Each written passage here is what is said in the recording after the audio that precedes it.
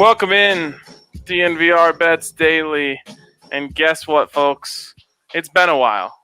It has been a while, but it is officially Shades season once again on the show because, unfortunately, you remember if you watched yesterday, I said towards the end of the show, like, I'm going to get in on some of these matchups. I need a little bit more time to study them. And so I texted Dre early this morning with my matchups.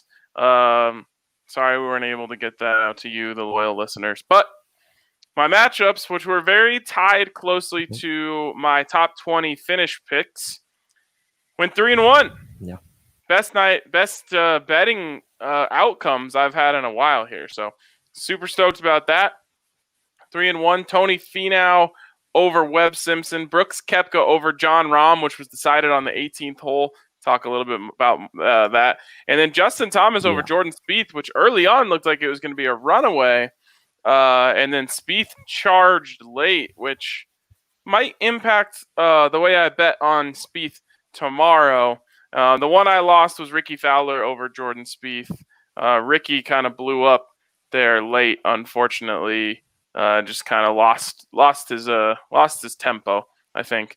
And so that was my one loss, but I will take 3-1 all day, every day. And Dre, great outcomes for you as well last night.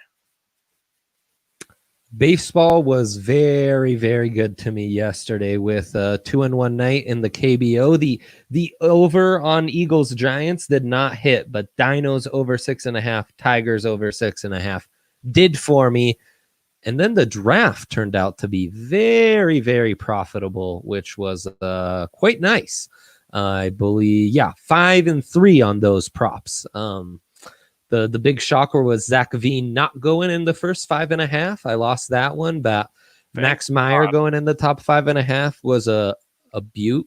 Yeah, I know, Zach Veen. That was very happy to have lost that bet. That was extraordinary, though. Max Meyer goes over 5.5, which is what I thought, but didn't think he'd go as high as 3. That was a nice quick win right there. I also got Robert Hassel. I was in love with these high school outfielders like Veen, who I thought would have no business getting down to 9 where the Rockies were. Robert Hassel, I had under 10.5. That hit as he went to the Padres, kind of in an upset first outfielder taken of the prep ranks. Then Austin Hendrick, another prep outfielder. We talked with Patrick. If he got past 7, it might have been tricky, might have gone over. Well, still, he got past 7, went to 12 at the Cincinnati Reds, which is one that I mentioned. And then we'd said it. It was one of the locks of the entire week. Slade Ciccone, the Miami pitcher, his line was shockingly set at 22.5. We thought he'd be available for the Rockies at 35. He ends up going just a couple picks earlier than that. So that was an easy one. My only 2 misses, one was Emerson Hancock, the pitcher from Georgia, who kind of surprisingly went at 6th overall with guys like Nick Gonzalez and Zach Veen slipping a bit. So I lost that one.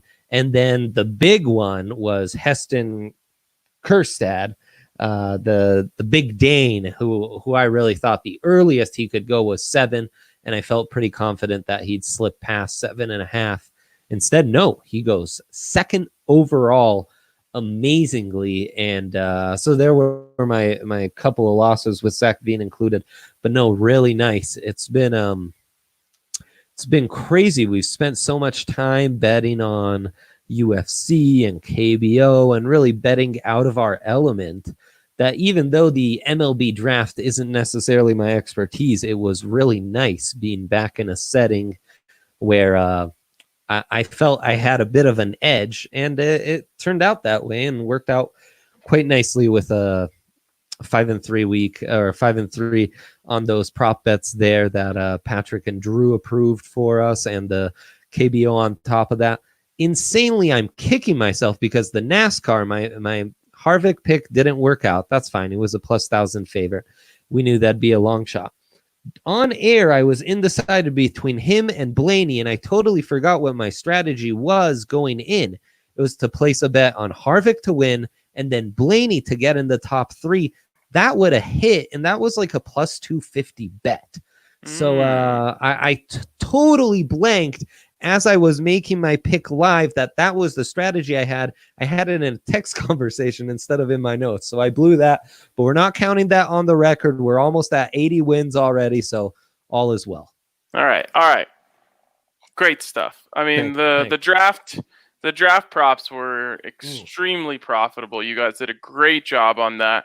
Hopefully everyone was able to get in on those and take advantage of that as well. And especially the fact that the draft was absolutely wild.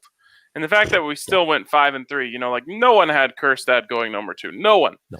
And so you had a couple weird things happen. But to still go 5-3 was very commendable. So great job on that. Quickly on the golf today, just so good, so great to watch these guys out there just hitting great shots. You had the top 3 golfers in the world in the same group, which they all ended right around 2-3. So the fight, actually, 3 of my 4 golfers that I gave out my top 20 props on. 3 of those 4 guys are in top 36. So I think that's all you can ask for after the first day. Actually, one of them is tied for 3rd, which is Justin Thomas. And then all the other guys are actually tied 36. So they're 1 shot out of the top 20. And we'll take that all day, every day. And then Ricky, we're going to need some work from Ricky because he put one in the water on 18, just tough scene. And speaking of putting one in the water, I had the matchup between Brooks Koepka and John Rahm. And John Rahm was actually the second favorite to win this. So Koepka was plus 160 in this matchup. They go into 18 tied. Rahm actually hits a better drive than Koepka, and I'm just thinking like, oh man. And actually, I couldn't have the tie here because tie was a bet. So I needed there to be a decision. Well, Koepka, I believe, was in the bunker. And he puts one just right in the middle of the green on 18. And Rahm, I don't know what happened, man. He just got a little too aggressive and almost sent it all the way over the green and then to the water. And luckily for him, it held up a little bit, but he had like no green to work with. Ended up bogeying, and we got the par. So Brooks won that matchup. Oof. And then Justin Thomas held off Spieth on 18 to make sure we didn't have a push there. And what was the other one? Oh, and Tony Finau just wiped the floor with Webb Simpson. So great results there. Feeling good about my top 20 finishes and excited to see what happens the rest of the weekend here. I tried to live bet Justin Thomas when I got him at plus 1,200 to win the first round. Amazingly, I managed to instead bet on Brooks Koepka. So not feeling as good about that. You just pressed the wrong button? Yeah, I pressed the wrong button. I also put some money on Spieth to win the first round, and that looks a lot worse. But Justin Thomas might have worked out. I've also got an insane... Listen to this, Ryan. I got excited watching some golf. So I said, what if I parlayed Harold Varner to win the tournament with my AC Milan to upset Juventus? I got that at plus, I forgot to write it down, but it's like plus 13,000 something. So get ready to hear more about that. Was that a live bet on Varner? Or you knew about Varner coming in? No, this was a live bet on Varner. I was going to say, if you had Varner coming in, but this was around 2, so he was already having a good day. I bet you couldn't get him as good of odds now, though. Right, but I mean, heck, if you went before the tournament, he was plus 15,000 to win the tournament on his own.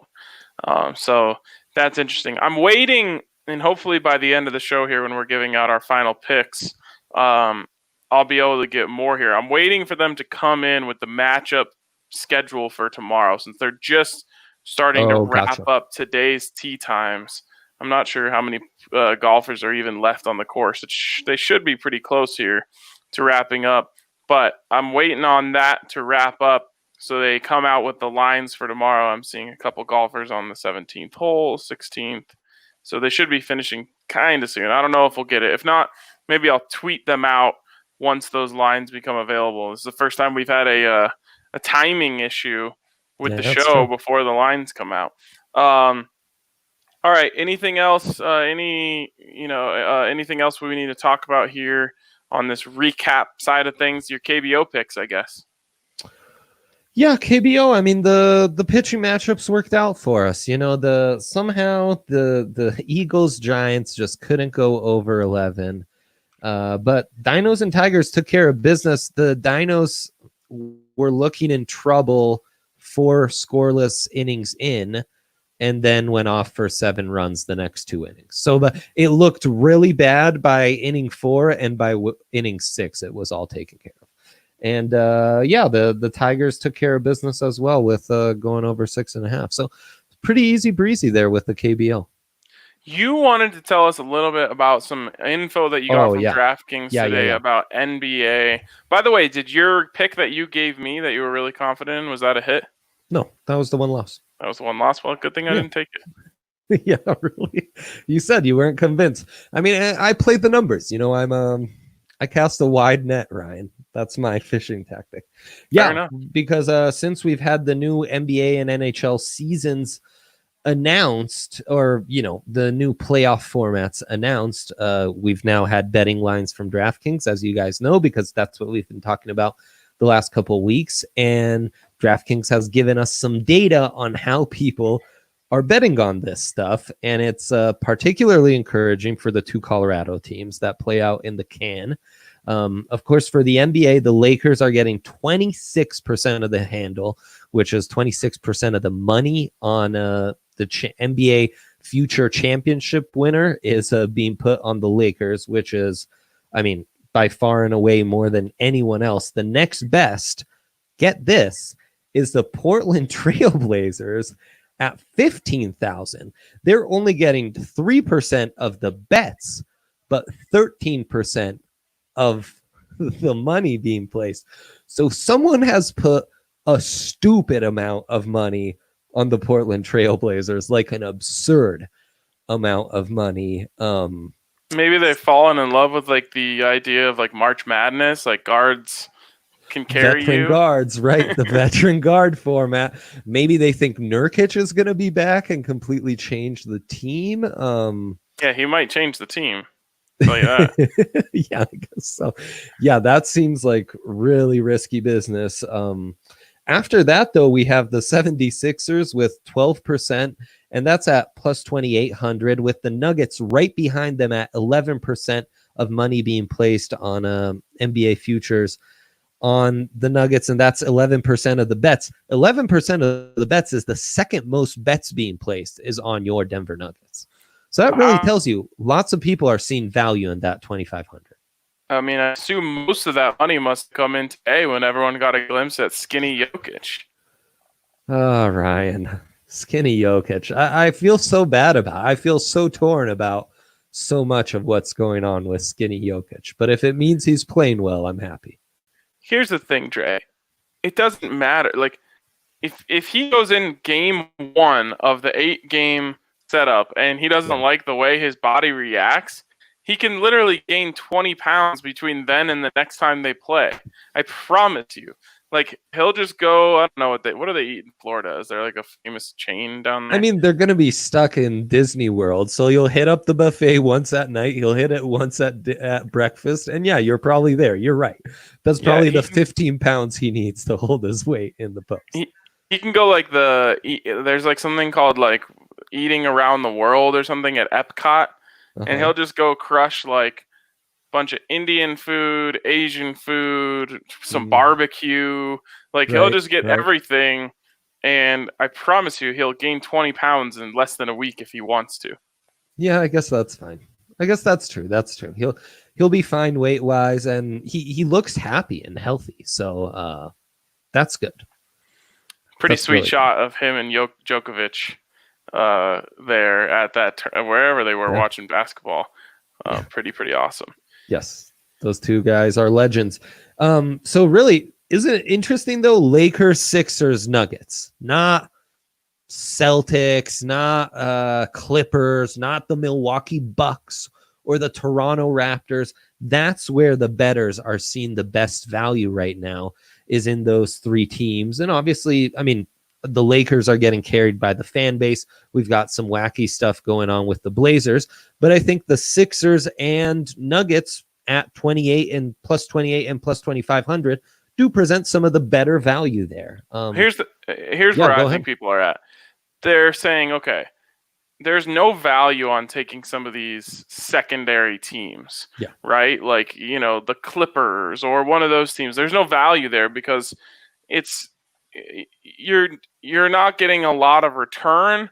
And there's, I think the Clippers are as likely to win the championship as the Nuggets, but that's just me. Or, like it's going to take the Lakers going down one way or another for any of these teams to win, other than them, in my opinion. Yeah, no, that's exactly right. Where are the Bucks coming in? Because that's the one that would interest me. Just 4% of the overall money being placed. Now, 7% of the bets, but just 4% of the money being placed. So the public likes them a little more than the wise guys who aren't seeing a ton of value. But it's weird though that the Bucks are at the same exact 2,500, same exact number as the Lakers. And yet, I mean, at least based on this sheet, and yet there's such a huge discrepancy there because with the continuity the Bucks have, and also a core of players that I think is less susceptible to injuries. We've talked about young legs and how that I think that could benefit certain teams in this kind of setting. I'd put more money on the Bucks than the Lakers. Yeah, I think the Bucks are really. They're my favorite. They're not necessarily a dark horse, but I think they could mow through the Eastern Conference where the Lakers are just catching body blows or leg kicks, as we now know are quite effective. Yes. They're just getting chopped down by really good teams in the Western Conference. Heck, I don't think it would be a long series by maybe any stretch of the mind, but if the Pels, our favorite little plus 400 to make the playoffs because the NBA wants them to. If the Pels get in, I think that they can beat them up a little bit and just kind of wear them down. Maybe 5-6 games, but even then, like close games, make them really fight for it. Well, and that's just early on. Then they're going to have to go take on maybe a Nuggets team or whoever it is. That's going to come out, and then they've got, it's just, I think that by the time they get to the finals, they could have gone through some way more, white knuckle driving than the Bucks. Yeah, totally. That's the other thing is the Bucks are going to be way fresher than the Lakers are. The Pels might be what I used the free bet I just got from DraftKings on. I forgot about that. Pels to make plus the playoffs. 400. Yeah, that's a fun one. I like that one. It's a fun one to put a free bet on. I try to go after some futures and stuff with those free bets. For sure. At least underdogs. In the NHL, though, since we've had that, and I know we went through some of the initial, like a day or two in, the Avs are getting hammered at plus 800. 49% of the money, 50% of the bets. Next best is the New York Rangers at 15% of the money. Wow. Yeah, so the Avs love it. Absolute darling at that number, and the Rangers coming in at plus 4,300. Flyers are next at 7% of the money at plus 1,000. So really evenly spread. Our Penguins, who again I think that's still a nice value bet, coming in at 6% of the money at plus 1,600. The Blackhawks at plus 7,500, coming in with 3%. So wow, and the Caps have really dropped in that sense too. Early on, we seem to see a lot of action on them. As a nice value bet, but they've kind of dropped off too. So, yeah, just thought that was interesting. All right, Dre, we're going to talk about our bets here, and I'm actually not going to be on the show tomorrow. Andre will introduce you to our special guest, which will actually be pre-recorded. So Andre will be carrying you through tomorrow. So I'm going to give you my weekend picks. Maybe, Andre, you want to talk a little UFC with me right now? Okay, great. But before we do that, got to remind you of our friends over at DraftKings Sportsbook. As you know, golf is back this weekend, and you got a chance to make some money on golf, and that's really exciting. It's exciting for me, and they're going to put you in the center of the action with a sign-up bonus up to $1,000. Download the top-rated DraftKings Sportsbook app now. Use that code DNVR when you sign up, and for a limited time, all new users can get that sign-up bonus up to $1,000 only at DraftKings Sportsbook. You must, of course, be 21 years or older, Colorado only, Bonus comprised of a first deposit bonus and a first bet match, each up to $500. The deposit bonus requires a 25x playthrough and restrictions do apply. See DraftKings.com/sportsbook for details. And of course, if you have a gambling problem, call 1-800-522-4700. That's 1-800-522-4700. All right, Dre. Well, as we are waiting here to see if maybe by some miracle we get these matchup lines before we tune out here. Yeah. I do want to talk about the UFC card here, and I like this one. You do. Yep, you do. Okay. I see some I just, we've loved UFC underdogs. Yes. And these are right in the under plus 200 range. So starting with Mark De La Rosa going up against Jordan Espinoza. Okay. I'm going with De La Rosa, Charles Jourdain, Carl Robinson, and those are my three. Wow. So taking all three of the underdogs there because I think they fit in right where I like it. I like this a lot. And I was thinking, maybe this is going to be kind of a boring card. Lots of big favorites. It's really come down to this main card with the ladies. Okay. Sadly, I'm kind of with you on Carl Robertson in the co-main event against my guy, Marvin Vettori. But he's my guy. Marvin Vettori is a big favorite. So I'm going to have a hard time. I'm going to need our special guests to put me on the right track with these. But I love your strategy, and I secretly love these picks you just made. Do you have anything for me on the main event there? As it's a straight up, they're calling it an even match. Essentially, if it was football, this would be a pick'em. Yeah, I mean, this is Calvillo's a really interesting fighter, but she's going up in weight size. So there's a lot to be figured out here on her end. If she can prove that she can beat someone like Jessica Ai in this kind of matchup, Cynthia Calvillo instantly becomes a huge contender in this new division. She's really exciting, dynamic, kind of submission artist, a very active, exciting fighter. Jessica Ai, though, is going to have that size advantage. She's fought at this weight. She's one of the top contenders in her division at this weight.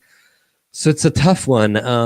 I would tend to go Calvillo, and that's where there's been a little more action, 53% of the bets, but I'm not totally sold. But yeah, gun to my head, that's who I go with in this toss-up. All right. Well, I just love UFC. I'm excited again for another great card. And you'll talk a lot more, I'm sure, about this tomorrow, so I won't make you give away all of your feelings here on these. Got anything else for me this weekend? Well, I've got just picks for tonight. I should say tonight. For tonight, I keep thinking it's Friday, and I mean it is kind of Friday for me. But all day I've been operating under a Friday mentality. Well, that's nice for you. I've been operating on a Thursday mentality. I will have a very busy Friday. I am taking Bears Eagles over 10.5. The Bears offense is due. This is a horrendous pitching matchup. The Dinos here are minus 300 favorites because their ace, Kuchang Mo, I've said this name before, his ERA is still under 1 at 0.66. He's 5-0 on the season. He's going to dismantle Kiwan, and the Dinos are going to go over 6.5. I'm tempted to take the Dinos minus 1.5 as well. Let's see if I even can, because they're such big favorites. I checked this out earlier and I was considering it. Let's see. Dinos minus 1.5, minus 180. Let's do it. Let's take that as well. So there you go. Dinos with the huge pitching advantage. They're both going to kill that pitcher and go over 6.5, and they'll win the game outright by over 1.5 wins. All right. I love it. Well, unfortunately, We've yet to get the updated matchups for tomorrow. The only one that's really interesting here that is available. They just haven't calculated tomorrow for most of the people here, but you've got best score between Bryson DeChambeau, Justin Rose, and Dustin Johnson. I'm not giving this out as a pick because I want more time to look at all these, but I kind of like Bryson DeChambeau. I was going to say the plus same. 150 to put out the best round yesterday. Now, here's an interesting tip for those of you who are going to be betting on golf this weekend. Yeah. Usually those in front don't just double it the next day. It usually corrects a little bit. Yeah. So despite the fact that Justin Rose threw out a 7 under 63 today, that almost makes it more likely that he's going to come back a little bit to the pack tomorrow. That's just usually what we see. Now, every once in a while, you have the situation where some guy just goes out there and dominates the whole tournament, and that could happen. But usually they come back to the pack a little bit. Yeah. DeChambeau, man, what an unorthodox golfer. His arms are so straight all the time. It's wild, but he was playing some good golf out there today. Yeah. I like the way he seems to be swinging it. He was putting the ball well. So I kind of like DeChambeau there. Now, just a quick update. Dre, no Eagles today from our guy Rory or Brooks quite yet. So we'll cross our fingers to go get it tomorrow. The best chance on the course, I've come to learn, is on the first hole. So hole number 1 is your best Eagle chance, and usually Friday and Saturday they give you some attackable pin positions on these holes, and I think they want scoring this weekend, just because people are paying attention. So maybe tomorrow we can go out and get them. They're in the same group. Hell, let's go get 2 Eagles. There you go. To start tomorrow. They should be out early since they went out late. So maybe we wake up to a couple Eagles. That'd be beautiful. All right. Well, I will tweet out from the DNVR Bets account. So if you aren't following at DNVR _bets, I'll tweet out my picks once these matchups come out for tomorrow. 3-1 today, so let's hopefully back that up tomorrow. But it's 5:30. You know what that means. Our guys, the great Patrick Lyons and Drew Kreisman, are getting ready to recap how things went for the Rockies and how things are going for them in the draft. Really exciting coverage yesterday, so make sure you check them out and just keep it right here if you're live streaming on Twitch or one of those channels. But for now, that's going to wrap it up. Thanks for tuning in today, and we'll talk to you soon.